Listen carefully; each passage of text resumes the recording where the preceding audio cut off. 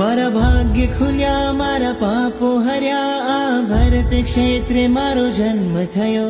એવું પરમ પવિત્ર શાશ્વત તીર્થ શ્રી શત્રુંજયનો સ્પર્શ થયો.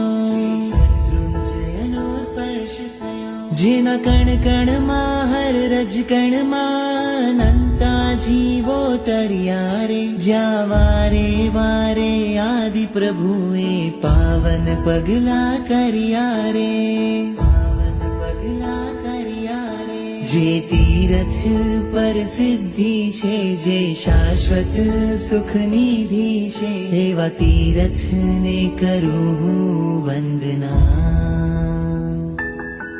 જેના શિખરે ઋષભજી છે, જેના તળિયે જય તળેટી છે, એવા તીરથને કરું હું વંદના.